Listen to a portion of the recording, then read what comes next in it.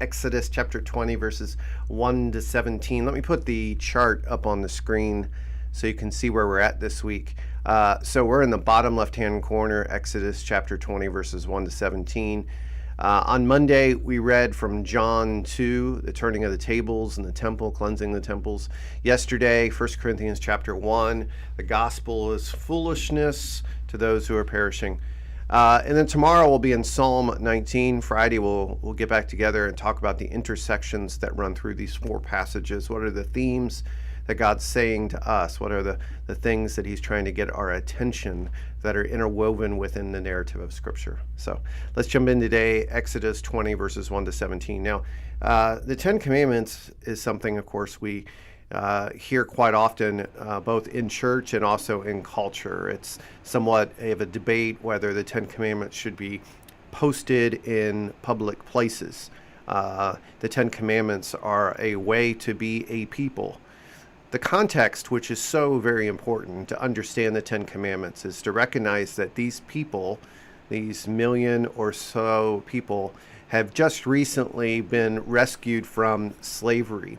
400 years, God's people have been slaves and treated as animals in Egypt. All they would have known is slavery. All they would have known was be treated as an animal. All they would have known was the Egyptian culture, which was basically a machine that was trying to produce as much bricks as possible from these people. They would have witnessed the society of the Egyptians, the multiple gods, the many idols, the way of life of the Egyptians. So God rescues them, and we see this actually in the very first verse. God brings it to their attention before he gives the Ten Commandments. He says, "Then God spoke all these words, I am the Lord your God, who brought you out of the land of Egypt, out of the house of slavery." And so God starts, when he gives the Ten Commandments, with the context that God is the one who rescued them out of slavery, out of Egypt. And so these Ten Commandments have to do with Egypt, have to do with the rescuing from slavery. So that's the context.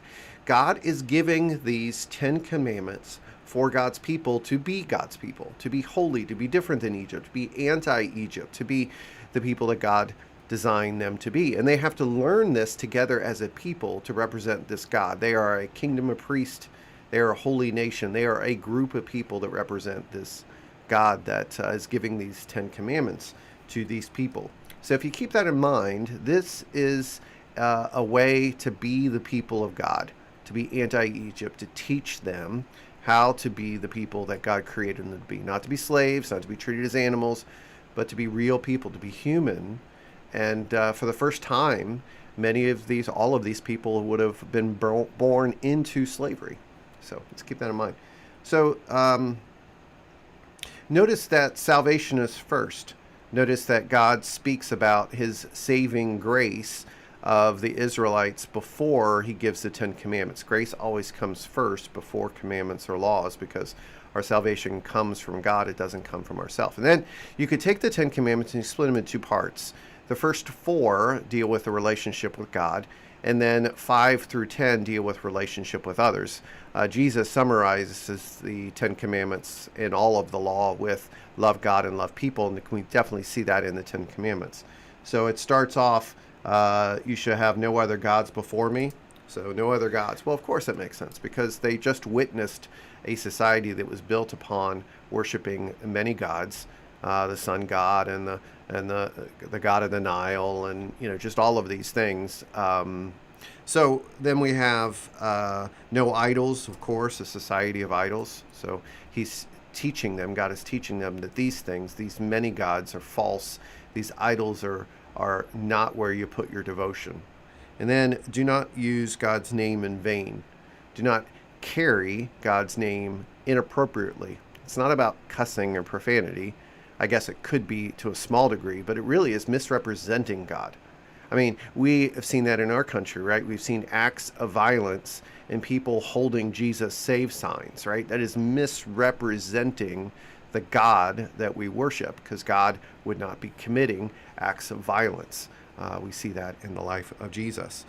And then Sabbath. And Sabbath is an important commandment because it teaches us that we are not makers of bricks. We are not machines. We are not part of the system. We are human beings and we need to rest. The world continues to move forward without us. And for people that work 24/7, 365 making bricks, this would have been a distinguishing mark upon them. You get to rest. You get to worship this God. You don't have to keep working. That's unusual. So, that's first four. And then the others teach them how to be God's people. And then we honor parents, do not murder, do not commit adultery, do not steal, do not bear false witness, do not covet. How to be the people together, right?